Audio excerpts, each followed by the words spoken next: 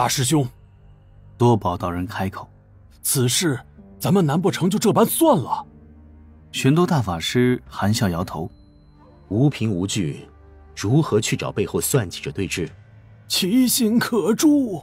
黄龙真人骂道，这般背后算计者，其心可诛！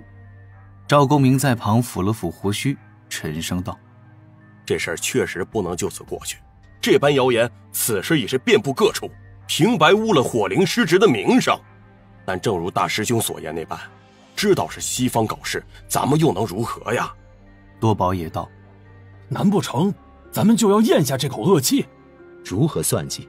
三位道者齐齐陷入了沉默，各自皱眉思索。多宝突然笑了一声，哼，那咱们也去到处散播谣言，加倍送还就是了。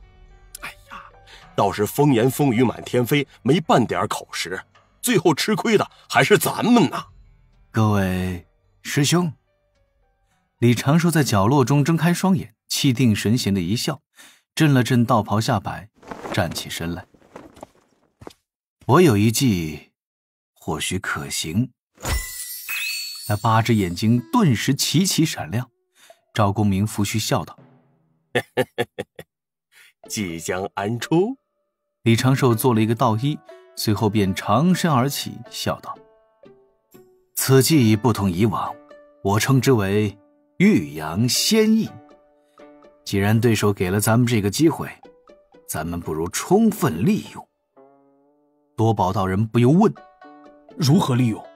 把事搞大，大到随时可能惊动圣人老爷，借此让西方慌神，让背后算计者觉得自己承受不住这般因果，变相给他施压。长庚，你且将算计说来，咱们细细商议一下。是。李长寿做了个道揖，整理了一下思路，朗声道，这一次反击可分为3步，第一步便是在今日，稍后需要黄龙师兄怒气冲冲地离开此地，做出一些动静，回玉虚宫中就去找几位阐教高手抱怨，而后还需要火灵师侄做个样子，最好是寻死觅活一番，觉得自己清白名声受了侮辱，将此事宣扬出去。这第一步便是黄龙真人罗浮洞蒙冤，火灵圣母以死明志。切记，知道此计划的各位时刻保持心神警惕，不可给敌手可乘之机。对方既然要算计咱们道门，那咱们就吓他们一下，给他们些许的教训，也让他们知晓，有些卑劣之手段用了，后果便是无穷。大法师多宝道人眼前一亮，已经是明白了李长寿后续思路。倒是赵公明跟黄龙真人对视一眼，在彼此的眼中都看到了不是太懂啊，顿时也心安了很多，他不是一个人。半个时辰之后，黄龙真人阴沉着面色驾云离开罗浮洞，飞出不过数百里，又转身对着峨眉山的方向冷哼一声，拂袖而去。不多时，火灵圣母眼圈泛红，跟在多宝道人身后离开了罗浮洞，顺便还带走了重伤的金光圣母。一场大戏就此开锣。李长寿也没有想到，自己提出的这个计划，多宝与黄龙真人如此痛快就答应了下来。刚才这半个时辰，4位道门大手子还在那儿交流了一下演技，推演了几次后续事情的发展，让李长寿倍感欣慰。他的一具指道人躲去了黄龙真人的袖中，稍后会一直观察阐教的风向。这个计划的目的其实有5层，李长寿告诉了各位大佬4层，自己还保留了最后1层。君子报仇不隔月，借这一次机会打击地藏，为今后地藏之自毙打好基础，顺便也让地藏今后再施算计时也能有个约束，定个规矩，不是什么招数都能随便乱用的。师兄！白云缓缓消散，身着浅青罗裙的少女伴着林间微风飘来，轻盈地落在单房门前。李长寿正躺在摇椅上，悠闲地挥着一把蒲扇，双目微微眯着，有一种惬意恬淡。灵娥眨眨眼，刚要问师兄是不是有什么喜事，就听一缕传声入心。以防万一，今后在心底也不要多想任何关于我在山门外之事。现在的敌手比较无耻，还有一个能够探听别人心声的本领。你修为太低，心中有杂念，可能会被人听去。虽然此时咱们的根脚尚未暴露，但是暴露的风险已经达到了3/1000，必须要加倍小心谨慎。想都不能想，这个似乎好难做到。所以师兄的意思是，天仙境等于修为太低？哦。灵娥乖巧地应了一声，背着小手在旁边走了2步，又传声问：那师兄，如果我忍不住去想这种事，那就去单房下的密室。李长寿传声叮嘱：密室周遭我刚刚布置了遮掩天机的阵法。我可以随便进去吗？李长寿笑而不语，眯着眼缓缓晃着蒲扇。灵娥偷偷地做了一个鬼脸，跑去单房内搬了一个垫子，与师兄一门之隔，盘腿打坐。青白裙摆落在身周，宛若一朵莲花在缓缓绽放，秀发垂在身前，发梢随风轻轻摆动。片刻之后，灵娥施展祖传技艺，当面传声：师兄，你今日突然闲下来了吗？闲？李长寿左手一招，一只紫砂壶从丹房中飞来，送到嘴边咂巴了2口。若是能闲，我如何会在这儿晒太阳？早就炼丹了。现在只是暴风雨前的宁静，我必须静下来，等后续事态发展。你可知，现在我这心神，远观昆仑玉虚宫，再看天庭凌霄殿，不望南海金鳌岛，时而遁地游幽冥，忙得很呐。灵娥不由惊奇道：师兄，你现在竟然还会吟诗了？别说话，为兄忙正事了。对。灵娥在旁边偷偷做了一个鬼脸。李长寿扭头扫过去一眼，灵娥瞬间恢复端坐，迅速入定修行。李长寿笑了笑，刚要将心神落去昆仑山玉虚宫中黄龙道人的袖口，仙石突然捕捉到破天峰上飞出了2道熟悉的倩影，朝着山门匆匆而去。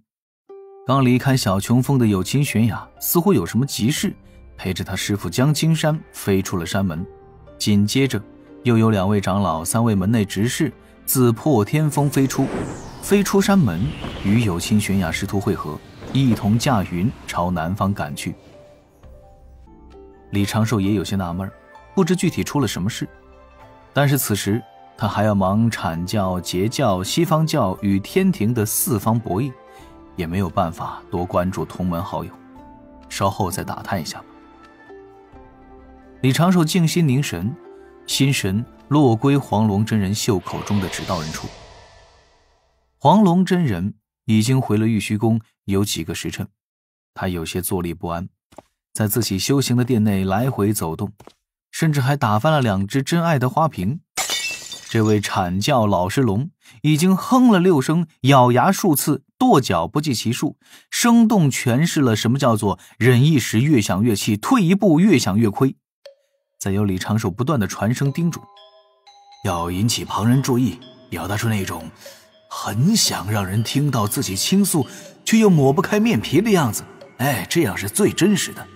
情感表达通常讲究露1分藏9分，这1分不要想着去打动别人，要用自己的内在，只是靠音量嘶吼是没有用的，眼神很重要。黄龙真人虽然觉得水神有些太过细致了，但是仔细体会又觉得水神所说颇有些道理啊。终于暴躁的黄龙引来了同门师兄弟的关注，不过最先过来的是12金仙排行第2的赤精子。这位老道身着褐色道袍，比之前更显得清瘦。到了黄龙真人的殿中，目中略带疑惑，开口问：师弟，你这是怎么了？黄龙真人负手而立，仰头长叹，嘴唇颤抖几下，想看赤精子，但是又错开视线，眼眶略微有些湿润。这过了，大爷，这戏有点过头了，黄大爷。赤精子见状忙道：可是因为听说了东海海眼之事，你在闭关修行，不必自责苛责。这话一出，黄龙真人面露惭愧，感情方面已经是自然而然达到了真假难辨的境界。唉，黄龙真人颓然一叹：我未能去助龙族，本就对不住这份血脉，今日又被那截教的师兄师弟出言侮辱，心底何其憋闷啊！这是怎么了？赤精子快步向前，正色道：他们还出言侮辱，龙族之事与他们截教何干？并非是龙族之事。唉，黄龙师弟，你且详细说来，若他们截教欺人太甚，咱们定要去找他们要个说法。当下黄龙真人叹了一口气，将自己如何去罗浮洞寻赵公明，却遇到了火灵圣母之事简单的说了一下，还说了五部洲流言四起，火灵与赵公明的谣言被人津津乐道。唉，他们不分青红皂白，这事儿就怪到了我头上。我自罗浮洞回来后，就在殿内修行，什么事儿都没有做过，一句话也不曾乱说。我解释与他们听，他们硬是不信我，还逼我立下大道誓言。我……赤精子瞪眼：师弟，你可立下了？我立了。欺人太甚！赤精子骂道：大家都是圣人弟子，修一般神通道法，何以如此咄咄逼人？他们截教既然不信咱们阐教，又何必说那什么三教一家亲？师弟，你且去寻大师兄，将此事禀告了。待贫道将尚未闭关的师兄弟们都喊过来，再去找他们讨个说法，定要让他们对你致歉。哼！当下赤精子转身踏步而去，义愤填膺。黄龙真人有些心虚，对李长寿传声问道：这没事吧？李长寿笑道：按剧本走，此时越气愤，稍后越感动。